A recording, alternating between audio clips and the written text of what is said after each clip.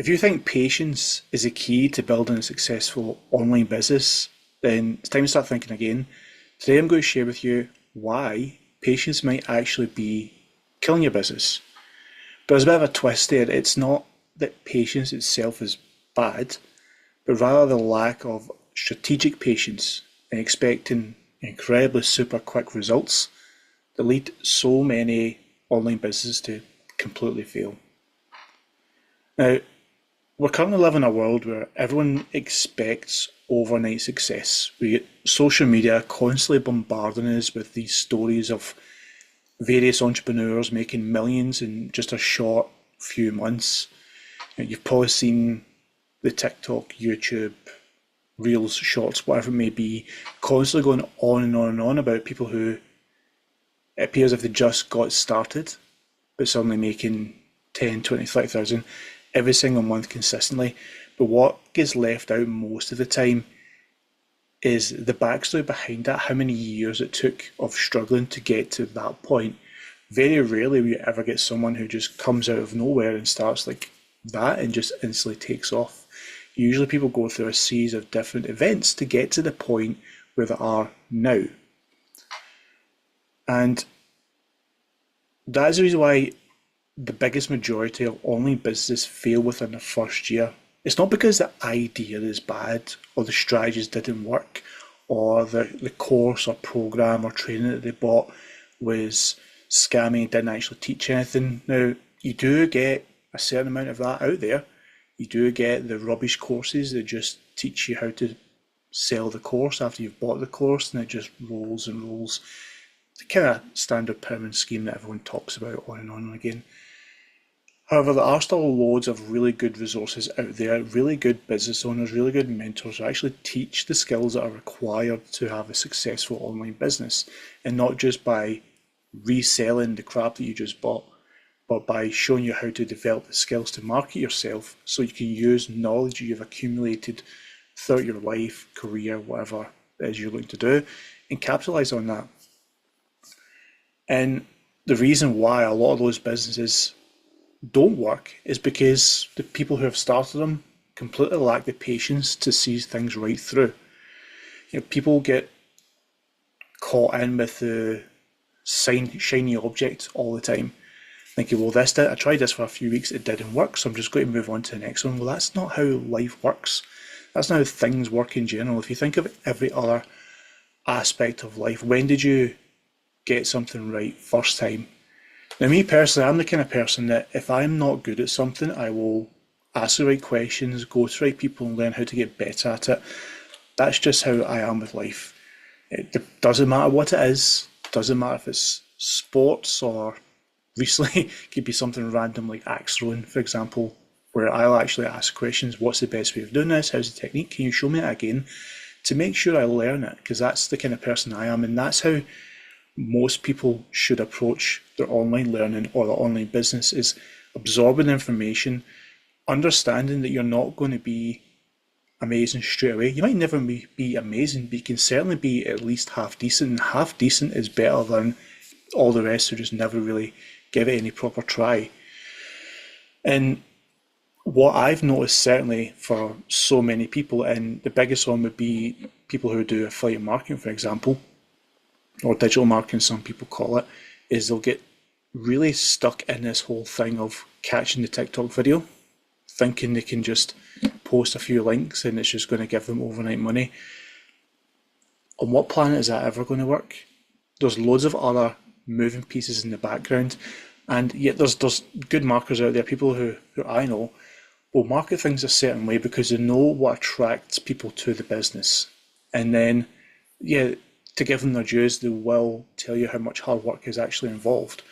But they'll use that initial hook of a $1,000, $5,000, $10,000 day, but don't tell you that it's 10 years in the making to get to that point, or 5 years in the making, and how much they've learned and how many mistakes, importantly, they've made over the years to get to that point. So people are leaving out life experience in general and substituting it for the quick fix that never really comes. And patience isn't about just waiting for it, just plodding on, doing the same thing and hoping it's going to happen. No, it's about staying consistent to make sure you're improving. And staying consistent is something that does bother me, because you have a lot of coaches online who'll just say, if you're just consistent, it'll work. But what if the thing you're doing consistently is poor? Then it's never going to work. Like, another great expression that I've really loved, especially when it comes to when I was learning various sports, for example, it's the practice makes perfect. Was not practice that makes perfect, it's perfect practice makes perfect.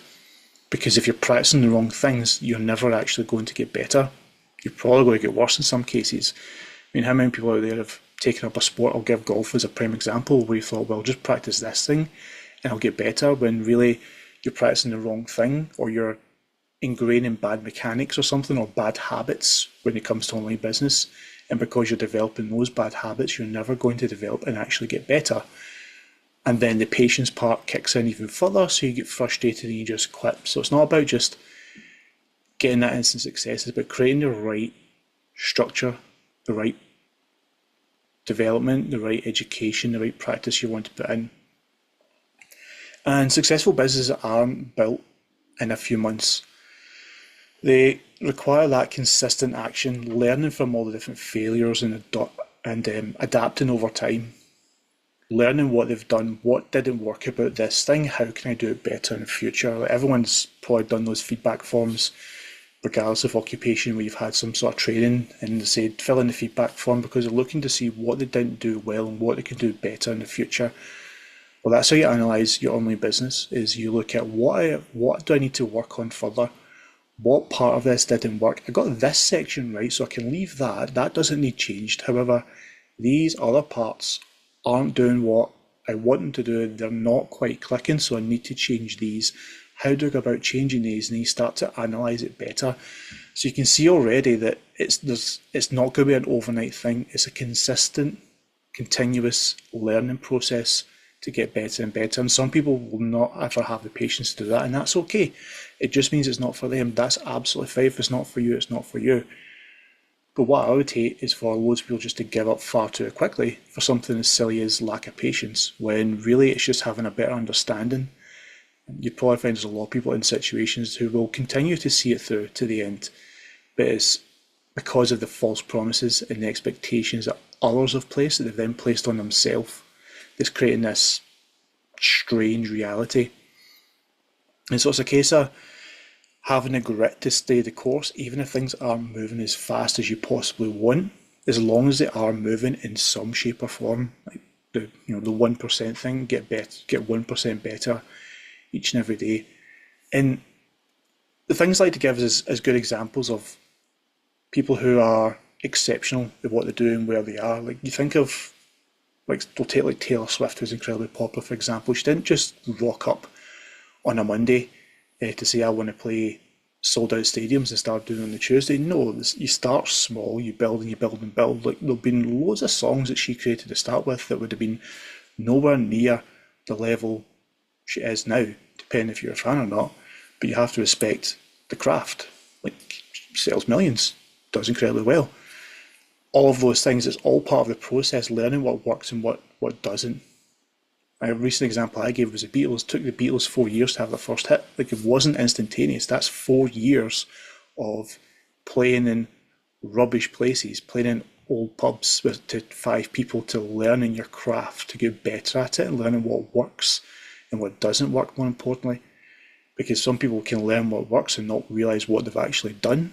So sometimes failure is a better learning tool. And I know in my case, certainly, failure is a better learning tool than success.